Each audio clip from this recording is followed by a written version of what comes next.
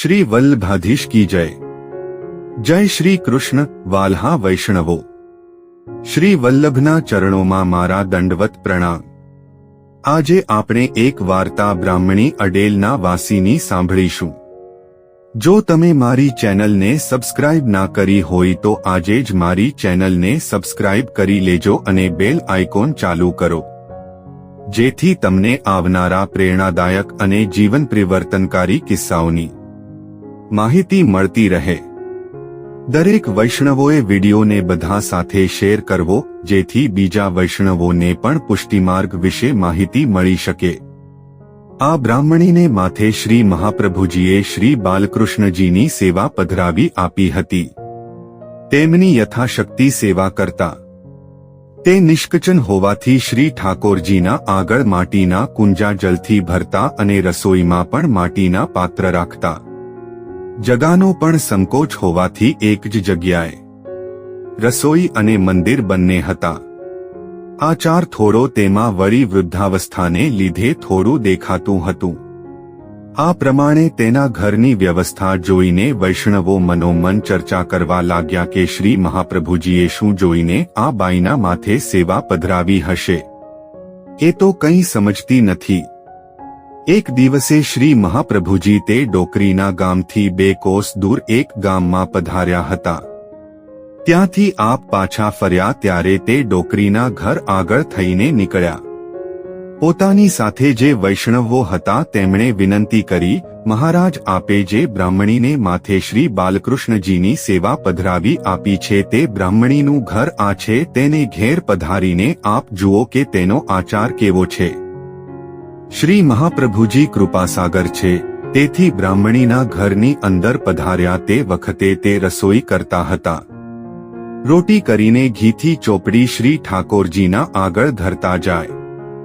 નેત્રથી દેખે નહીં તેથી રોટલી ઉપર હાથ ફેરવ્યા કરે અને રોટલી ઉપર હાથ ન ફરે એટલે બિલાડી લઈ જાય અને નવી રોટલી કરતા જાય.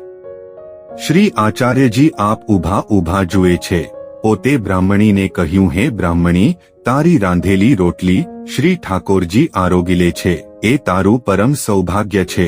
પોતાના શ્રી મુખના વચન સાંભળીને બ્રાહ્મણીએ ઓળખ્યા, તેથી ઉઠીને શ્રી મહાપ્રભુજીને દંડવત કરી બોલ્યા, આપ પધાર્યા તે મેં જાણ્યું નહીં. મારી આંખે દેખાતું નથી, પણ આપની કાનીથી શ્રી ઠાકોરજી મારી સેવા માની લે છે. શ્રી મહાપ્રભુજીએ પોતાની સાથેના સઘળા વૈષ્ણવોને કહ્યું કે શ્રી ઠાકોરજી તો સ્નેહને વશ છે. વૈષ્ણવો હસીને ચૂપ રહ્યા. શ્રી મહાપ્રભુજી ત્યાંથી પોતાને મુકામ પધાર્યા. પોતે તે બાઈ ઉપર ઘણા જ પ્રસન્ન થયા. આ બ્રાહ્મણી શ્રી મહાપ્રભુજીના એવા કૃપાપાત્ર ભગવદીય હતા. આ વાર્તામાંથી આપણે શીખીએ છીએ કે શ્રી મહાપ્રભુજીએ આચાર કરતા સ્નેહને મુખ્ય વર્ણવ્યા છે અને સ્નેહથી જ પ્રભુ પ્રસન્ન થાય છે. આચારથી ભગવદીયની કક્ષા ગણી શકાતી નથી, પણ સ્નેહથી જ ગણી શકાય છે. છતાં નૈતિક પહેલો ધર્મ એ ન્યાય અને શ્રી મહાપ્રભુજીએ જે આચારો પાળવાના બતાવ્યા છે તેમાંથી જ સ્નેહ ઉત્પન્ન થાય છે. એમ જાણી આચારો પાળવા વૈષ્ણવોએ બનતો પ્રયત્ન કરવો.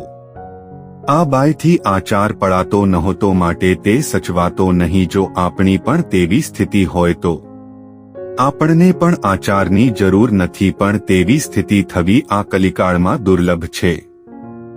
શ્રીમંતો જ પ્રભુને પ્રસન્ન કરી શકે છે એમ નથી, પણ નિષ્કચન વૈષ્ણવો જેમના ઘરમાં ત્રાંબાનું પાત્ર પણ હોતું નથી, એવા વૈષ્ણવો તો પ્રભુને જલ્દી પ્રસન્ન કરી શકે છે. આ ઉપરથી પ્રભુની સેવા પૈસાથી જ થાય છે એમ ન સમજવું. શ્રી વલ્લભાધીશ કી જય.